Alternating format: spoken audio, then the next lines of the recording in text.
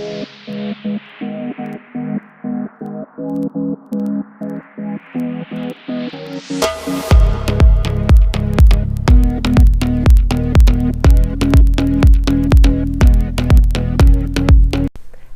and welcome to another recap of The Real Housewives of New York. This is the reunion part 2.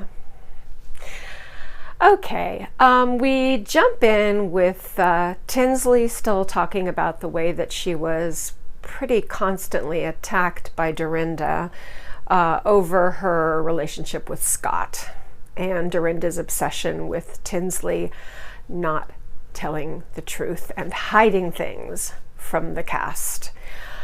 Okay, so Tinsley asks a very good question. She asks why none of the other cast members, none of the other ladies really came to her defense when Dorinda was just going in against her. Ramona actually makes a good point for a change. She says, you know, once Dorinda is on a kind of rage roll, those are my words, not hers, there's no stopping her, which is true. She's going to talk over you and be like, no, that's not what I said. No, Tinsley has no part in this. No, she's withholding. She's hiding things from us. Why can't she be open and honest like the rest of us? So she would just go on and on and on and on and on and on. You know she would. And it's true. I mean, that's sad, but it's almost like it's pretty impossible to shut her down. It's even harder to shut Dorinda down than it is to shut Ramona down. Even with Ramona, Andy can say, shut up, and she'll eventually stop. Okay, Dorinda says, oh, you know, she was going through a lot at that time. She had broken her rib, she broke up with John, her house was flooded. That's just no excuse for being so mean, though. I mean, come on. Dorinda was just mean to Tinsley. And Tinsley's not the toughest girl in the world. So, yeah, it was just ugly and it was really uncomfortable to watch. Very uncomfortable to watch. At least on Beverly Hills when they were ganging up against Denise, it was also pretty awful to watch, but I felt like Denise was sort of stronger and more sort of like, I'm Denise effing Richards. But Tinsley doesn't really have that backbone of steel, so it was hard to watch. Okay, you know, and the fact is, Tinsley is right to bring this up. Not only did they not come to her defense, but sometimes they kind of became a pack of mean girls, kind of like laughing under their breath at what Dorinda was saying. So, yeah, it was uncomfortable. Okay, now Dorinda and Tinsley swipe back and forth at each other. Somewhere in there, Dorinda gives kind of a half-assed apology, a half an apology, let's say. Very weak, very weak.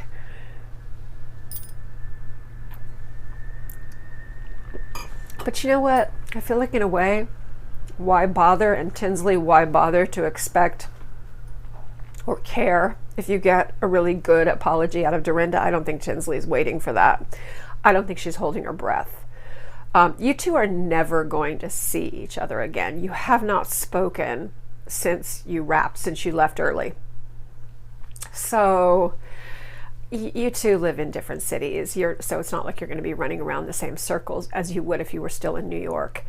Yeah, I would say that it's highly unlikely that you two are going to have any reason to even meet each other, see each other, or be civil to each other. So just live your life. Just live your life. I hope things go well with you and Scott. Okay. Now, Leah is asked, why didn't you stand up for her? And Leah said, well, I was new. I was getting to know everyone. Plus, what was uncomfortable was Dorinda was one of the ladies that I was closest to. She was one of the people I was talking the most to. So in other words, the two people on the show that Leah was closest to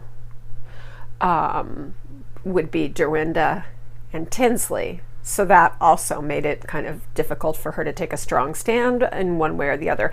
But still, right is right and wrong is wrong. And the way Dorinda treated Tinsley was just wrong. And I do feel like Leah, who's a very strong-willed woman, should have said something. I would have liked to have seen her say something. Okay. And Tinsley speaks the truth. She says, look, whatever she says, Dorinda turned on me the moment that she found out that Scott gave that money to John. And we have the video to prove it. And the fact that she was so enraged at Tinsley, rather than being enraged just at John, rather than focusing all her anger on John for asking this guy for money, which I would be annoyed too. Oh my God, I'd be horrified actually if my partner went to my friend's partner and asked them for money without coming to me first. Well, if they did come to me, I'd be like, no, that is a recipe for disaster. But anyway, the fact is that after, she had that conversation with John, she was angry with John, but she was clearly much angrier at Tinsley because they had to remove Tinsley from the house. They were afraid of what Dorinda would do. Is this what she would say or what she would do? Did they think that she was going to start throwing things at her? I mean, apparently she was in a hot rage, which means she was probably drinking. Anyway, Ramona said kind of another little pearl of wisdom. They're rare, far and few between from Ramona, but Ramona said that Scott gave Tinsley the things that Richard used to give Dorinda and that Dorinda no longer has from a man. So she thinks that's also part of the issue, but I gotta say the big thing seems to be the Scott and John issue. Okay. And Dorinda says she would never want Tinsley's relationship, that she wasn't jealous at all. I kind of believe that. I certainly wouldn't feel envious of that relationship. I have my own relationship that I love, but the point is what he kind of put her through and how carefully she had to tread around him and how hard she had to work for him to commit. I don't like that. I like men who kind of know what they want, they're straightforward, they come right for it, and you don't have to do this ridiculous, exhausting dance about, oh, I don't want to seem too eager. No, I have no patience for that, as I believe I've told you before. Tinsley says Dorinda's Achilles heel is that she can never be wrong, and that one day that will be her downfall. Well, it kind of already has been. I do not think Dorinda expected or wanted to be fired from the Real Housewives of New York. Definitely not, actually. Okay, I mean, look, it also can't have helped that in the last episode, Dorinda lost her shit. We don't need to go over the whole thing again, because Leah just mentioned Tinsley. It's not like she was celebrating Tinsley or making a giant grand toast to Tinsley. She was just mentioning her because she wasn't there. And Dorinda, remember, was just like, she stampeded across the room. She had to come all the way across the room like an angry animal to shut down any mention of Tinsley. Oh, no, she broke her contract. No, she deserves nothing. We should not mention her name. So Leah did not come to the show because of Tinsley, but they did become friends before they started filming.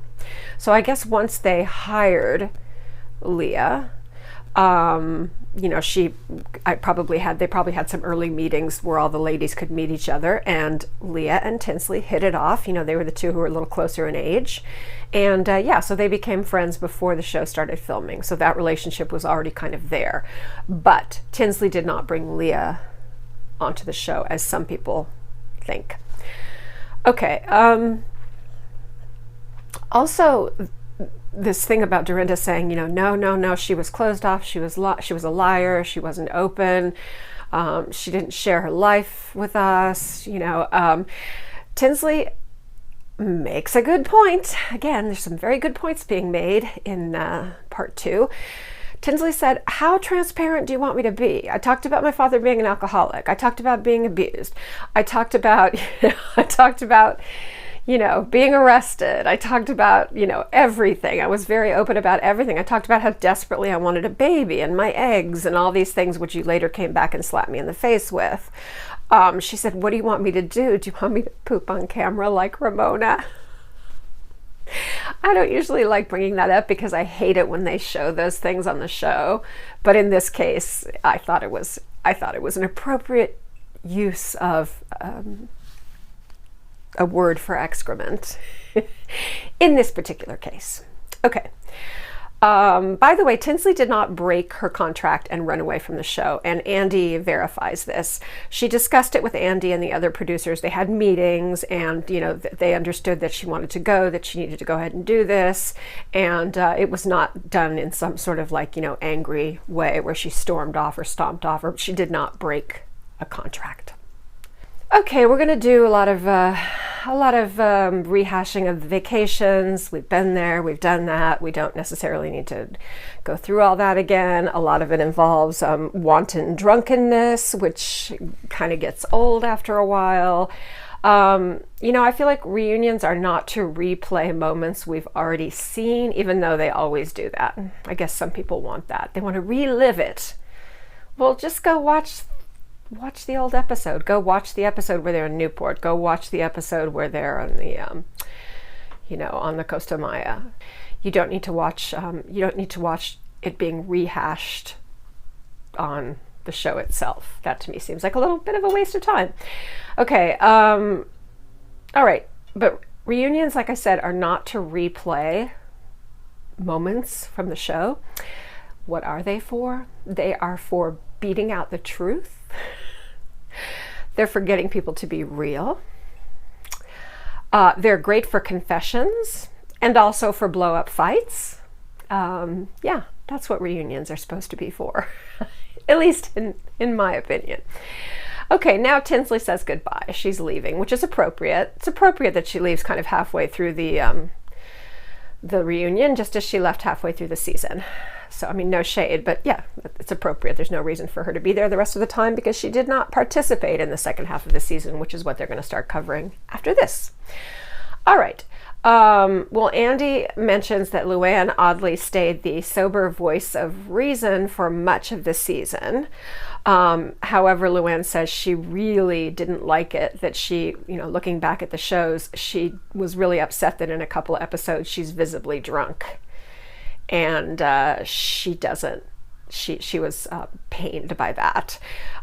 She feels she wants to check herself, but not give up alcohol. That's a very, very hard tightrope to walk.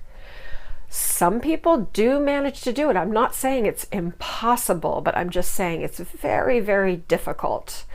So, I wish her luck, but it is a good sign at least that she, doesn't like the way she looks when she's drunk, that she's a little bit self-aware. But it's just so hard, especially in this group of ladies, and again, with everyone handing you drinks all the time, to check yourself and to be that disciplined. It's going to be difficult. Even when she's alone and not filming, she has a hard time, she's lonely, she's sad, she's thinking about the past, she's feeling nostalgic. That's a good time to drink. So hopefully she's not drinking alone. That is my hope for her. Okay. A viewer appropriately checks Luann for using the words prison and parole. She spent, I believe, one night in jail, lockup in Palm Beach. And the most tortuous thing about that night was that they made her eat a bologna sandwich. It was probably on white bread, and it probably didn't even have condiments on it. They threw a bologna sandwich at me. I'm sorry it wasn't foie gras, Luann. Yeah, the correct words are, she went to jail, and she was then on probation. Parole is for convicts, after they're let out, after they, serve their sentence or whatever part of their sentence there is deemed enough. Okay. Luann talks a little bit about prison reform, says that it's something she really cares about, I guess. Look, I have no reason to doubt her at her word. That is something that's really important that I also feel very strongly about. I hope that she's sincere, and I hope that she's actually going to put something behind that. I mean, we did see her go to that group where they gave a spa day to female convicts. Again, I'm sure they enjoyed it very much, but I don't know. Okay, Andy brings up Luann's dad, and this is, very sad that she misses her father and that he was so important to her and all that. Yes, however, what is kind of interesting is that during this part you can see her trying to summon tears, and she's trying, and she even does the thing where the eyes go down into the hands, and I think, okay, then she's going to push her fingers into her eyes and smush them up and make them red. But actually she just gives up. It's kind of funny. You see her just kind of like sit back and give up, and she's like, no, tears aren't coming, so never mind. But she did, she did adore him. And it's just kind of funny to see someone, you know how I am about fake crying. It was funny trying to see someone bring on the fake tears and just fail. So just kind of say, nah, forget it, never mind. Okay, now we have a montage of postmenopausal women hitting on young men, and ew, and I say this as a postmenopausal woman. Obviously there's nothing wrong about being attracted to younger men, but it's just, again, you have to watch yourself, because there's harassment from women too, and maybe some young guys don't necessarily want to be looked at like meat. Maybe a lot of them think it's cool, that these gilfs are hitting on them, but I don't know. To me, they really sound like a bunch of creepy old men. Sounds like, a bunch of guys over their scotch at Mar-a-Lago saying, ooh, oh, send that guy over my way. Just like the guys would be like, hey, send that girl over my way. It just felt a little bit creepy. So apparently Dorinda has a boyfriend or a pre-boyfriend, but she's keeping it quiet. She doesn't really want to talk about it or make it public yet, which is a good idea. You shouldn't. And Leah at this point kind of reiterates that she is really not into one-night stands. She's looking for something. She needs a little bit more of a connection with someone right now. I think in the past those were fine, but at this time in her life she's not interested in that. Oh God, Luann is such a liar. She says, I picked up that really cute Canadian guy at the villa on the beach for you, Leah. I was hoping that you two would get together. No, you weren't. You thought he was adorable. You were hoping he would hit on you, and it didn't work. So you put on a good face, you put on a happy face, and acted delighted when he was making out with Leah. So, come on. We see you. I see you, Luann. She's so funny. I picked up the Canadian guy.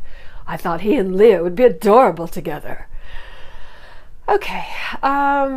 Leah is gross and classless, as we're reminded from the montage, when she is drunk. I did not enjoy those scenes at all. I found her just really cringy. And I'm so happy she stopped drinking. That's great, especially because she's, definitely going to be back next season. She ended up getting over 3 times more than they were originally paying her. She's getting paid $10,000.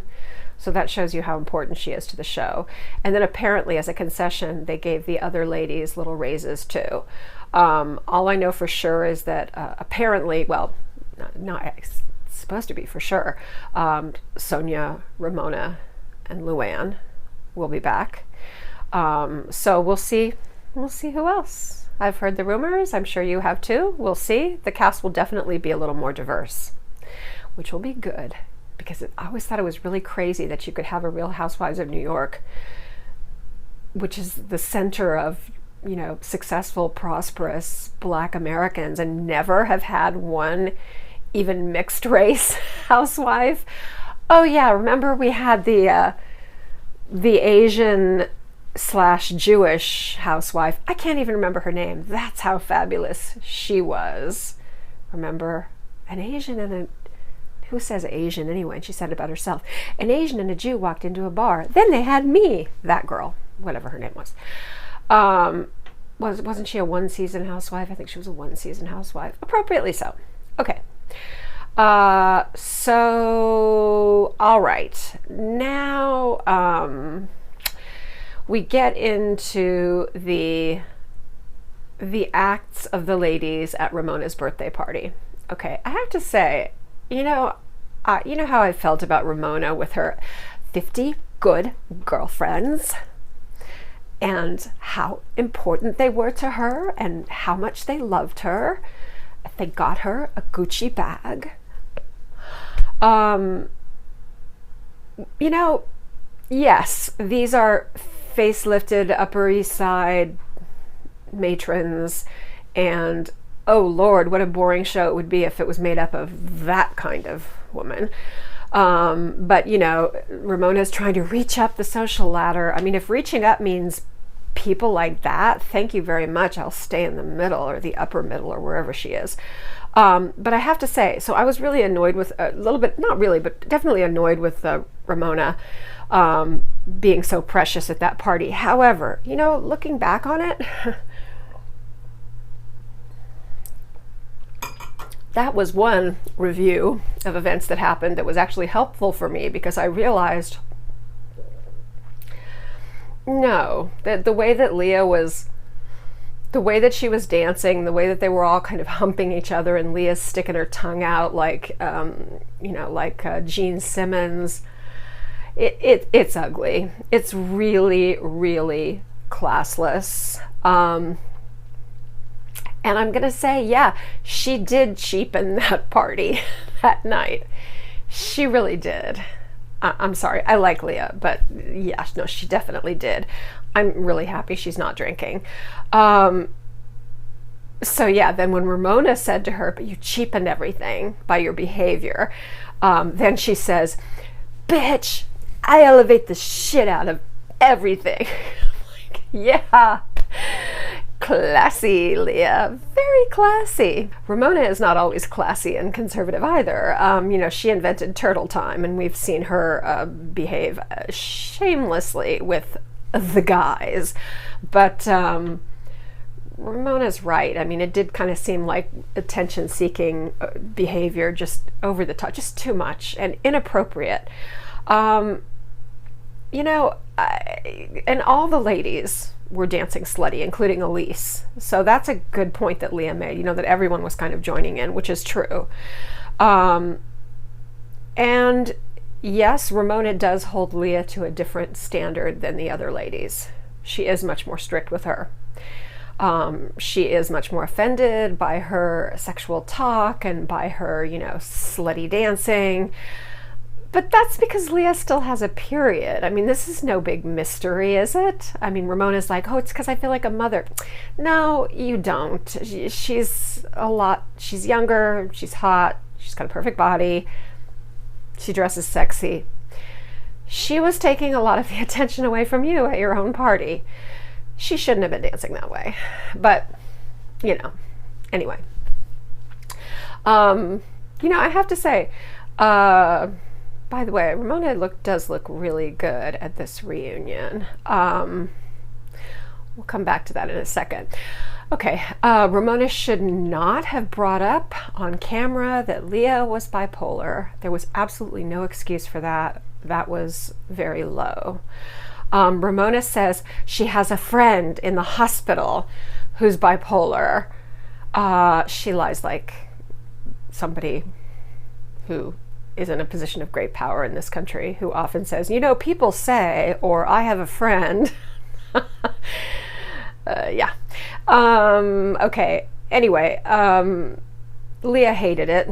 She says that she got really furious. Her daughter saw it, and Leah had to explain it all to her and tell her about why Ramona said that someone with bipolar might be hospitalized.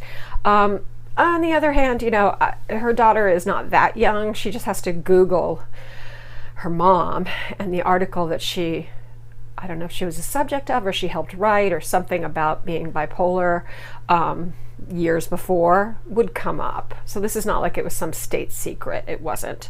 But still, it was not for Ramona to say that on camera. No. If Leah wanted to bring it up, she could bring it up, but that was not for Ramona to say. Okay, right, back to Ramona looking so good. So I've finally decided, especially since we've had a few instances in this reunion where we've had a chance to look at Ramona and Luann just last year and then also a few years ago. I'm gonna say Ramona and Luann also had facelifts, but partial facelifts, not as dramatic as Sonia's. So it's not as dramatic of a transformation. But, you know, I keep looking at him and I'm like, why do they look so good? Because as much as I'd like to say clean living and yoga and great diet will suddenly make you glow and dewy and look younger, it won't. It won't hurt, but it's not going to make that kind of transformation. And they're not using injectables because, believe me, I know when people are using bad fillers. I know. And I'm not seeing that. So I do believe that Ramona and Luann also had facelifts. It just wasn't such a complete and dramatic transformation as Sonia's, because Sonia did a full face and neck lift regardless of what else she says. She's had a full face and neck lift. Everything. Eyes, everything. And you know what? The three ladies look amazing. So, I usually, right after people get facelifts, they do not look good. I do not like the change. It's very rare.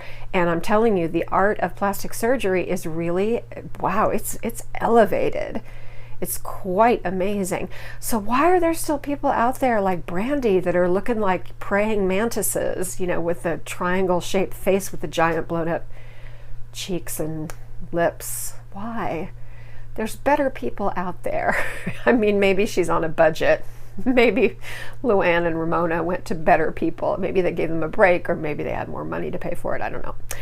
Okay. All right. I just also want to say that they are kind of going, making a big deal about how careful they're being for Miss Rona, that they're sitting so far apart, and that when someone gets up to go to the bathroom, everyone shouts, "Put your mask on, put your mask on." Well, I looked for them. I'm hoping I can still find it before I do the editing so I can include it in here. But I have seen a photo of the ladies and Andy all bunched together in a big cluster with their faces close. You know, one of those groupie selfies, just close as close can be. So come on, you know, don't go through all that and trying to be, you know, trying to set a good example and then take a photo that's going to end up being blasted all over the world. Not really a good idea. Anyway, so this was, you know, it was informational. It wasn't the most exciting part of a reunion, but yeah, it was interesting. And again, we have part 3 coming up soon. I will try to cover it as quickly as possible. And I am so happy that you decided to come and join me. And I love your comments. Normally I say, you know, like, comment, subscribe. My number one thing that I would say to you, even above subscribe, is comment. I love your comments. I'm having so much fun with them. I feel like I'm kind of getting to know some of you, and yeah, I really appreciate it. And again, thanks for the love. Thanks for the support, the encouragement. You know, you can also say, you know, gee, I would really like it if you did this. It doesn't have to be all, you know, positive, but I have to tell you right now, when you're new and you're small, that positive encouragement, wow, it goes a long way. It really gives me the kind of, you know, the impetus, the excitement, want to keep going and make more and put more into it. It's, you know, it's like a kid. You know, the more your parents kind of pat you on the back and say, you can do it, you can do this, you got this, the more they'll run out there and make it happen. So, but you can also like, and you would also do me a very great honor if you have not yet subscribed. Please subscribe. I say this every time, but I'm getting good number of views, and as is quite normal on YouTube, the number of subscribers isn't anywhere close to the views that I'm getting.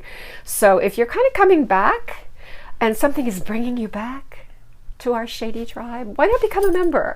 Just, you don't have to pay any money. It's not a membership. It's not a YouTube member thing. It's just subscribe. Just subscribe. And then if you do grace me with your subscription, be sure and put your name down in the comments and say, hi, I'm so-and-so.